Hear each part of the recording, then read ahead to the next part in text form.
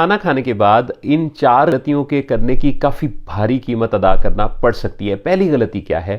अगर हम खाना खाने के फ़ौरन बाद पानी पी लेते हैं, देखें एक आध घूंट पीने से तो कोई मसला नहीं होगा, लेकिन अगर हम पानी पी लेते हैं तो हमारा जो डाइजेस्ट करने का सिस्टम है मैदे के अंदर, वो इससे डिस्टर्ब हो जाता है। कैसे?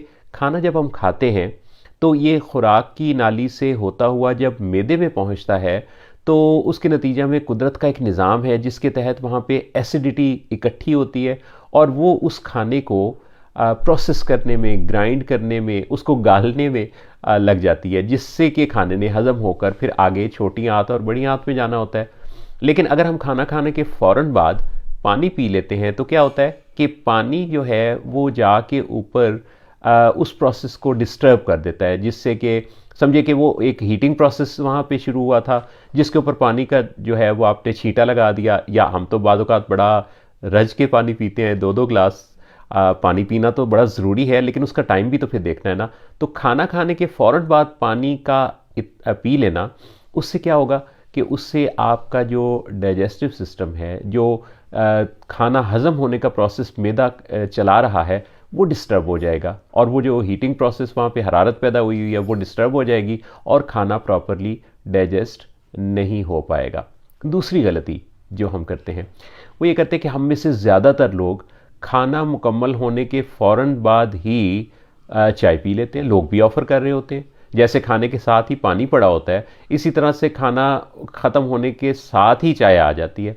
अच्छा, ये जो चाय है किसी भी तरह की, अगर आप ये पीते हैं तो इस खाने के फ़ौरन बाद पी गई चाय के नतीजा में इसमें चूँकि टैनिन होता है तो इससे आपके खाने में जो आयरन है, जो कैल्शियम है, मैग्नीशियम है, वो जुज़्वे बदन नहीं बनता और आप की बॉडी के अंदर जो खुराक की नीड्स हैं वो पूरी नहीं होती, लिहाजा ये इतने कीमती अज्जा जो हैं वो ज़ाया हो जाते हैं।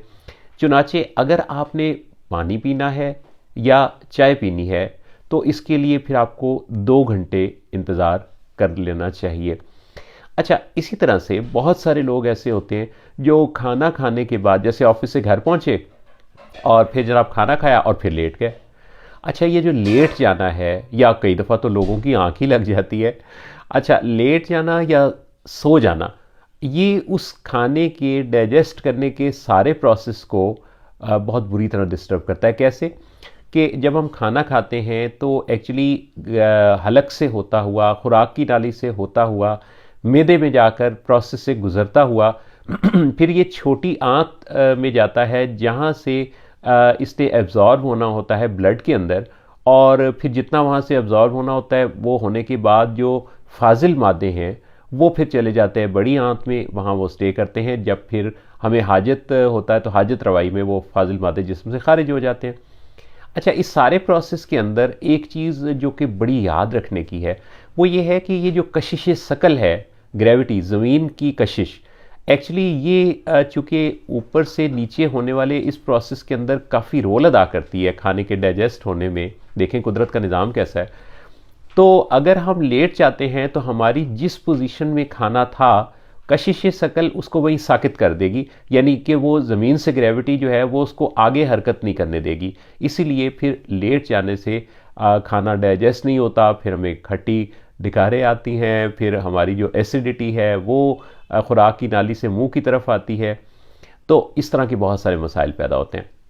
अच्छा, इसी तरह हम अगर सो जाएं तो खाने के फ़ौरन बाद सोने से वैसे तो आपने सुना ही होगा कि बहुत सारे लोगों को बड़े डरावने ख्वाब आते हैं। इन ख्वाबों का भी निज़ाम से काफ़ी ज़्यादा ताल्लुक़ होता है। लेकिन अगर आप सो जाते हैं तो आपका जिस्म चूँकि एक प्रोसेस में है, मैदा जो है वो अपना काम कर रहा है, कोशिश कर रहा है, तो आपको पुरसुकून गहरी नींद नहीं आएगी।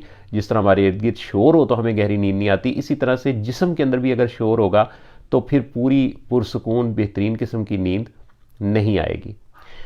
तो अगर आपने सोना है, अगर आपने लेटना है तो फिर इसमें भी 2 घंटे का गैप देना होगा।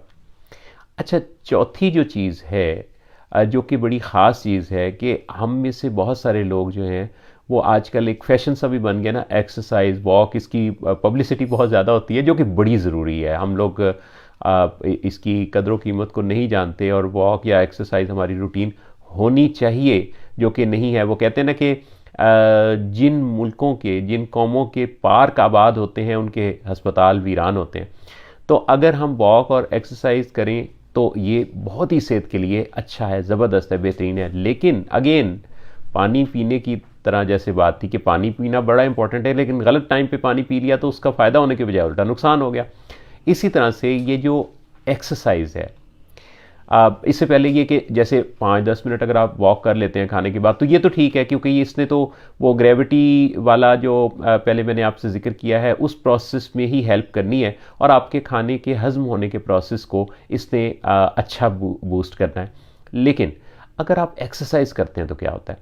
एक्सरसाइज खाने के फ़ौरन बाद करने से एक्चुअली जो मैदे के अंदर खून गया होता है, जमा होता है, हमारी बॉडी का निज़ाम ये है कि जिस जगह भी जिस्म के अंदर कोई काम कर रहा होता है ना, जिस्म के कुछ ऑर्गन्स काम करने में मसरूफ़ होते हैं, तो जो ब्लड की सप्लाई है वो उस तरफ को ज़्यादा हो जाती है।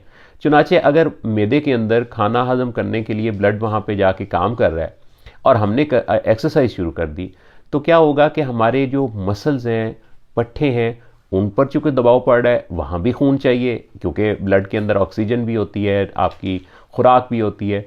तो आपने एक्चुअली दोनों कामों में खून को जो है कंफ्यूज कर दिया कि वो अब मैदे में भी प्रॉपर काम नहीं कर रहा, हम उसको इधर भी बुलाना चाह रहे हैं। तो क्या हुआ कि दोनों जगहों पे काम के ख़राब होने से आपके मसल्स में भी क्राइम्स पड़ सकते हैं, इसी तरह खाना आपका डिस्टर्ब हो सकता है। तो एक्सरसाइज ज़रूर करें, लेकिन इसके लिए भी याद रखें कि फिर 2 घंटे का कम से कम गैप आपको लाजमी लेना चाहिए। अच्छा, इसी तरह बाज़ औक़ात लोग जो है वो इस चीज़ का भी ख्याल नहीं रखते और खाना खाते ही वो बात लेने चले जाते हैं। तो ये भी एक्चुअली उस प्रोसेस पर असरअंदाज होता है, वो कि उतना तो नहीं होता, लेकिन जितना भी आपका मैदा प्रोसेस कर रहा होता है ना, उस प्रोसेस पर ये चीज़ भी असरअंदाज होती है।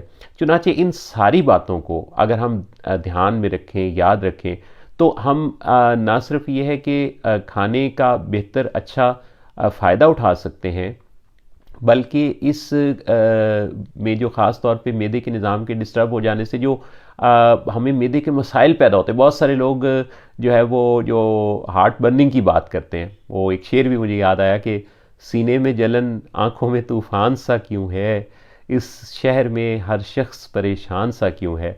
तो वो जो सीने में जलन है ना, उसकी एक बहुत बड़ी वजह हमारे मैदे में पैदा होने वाली जो तेज़ाबियत है उसका वापस खुराक की नाली और हलक की तरफ आना है।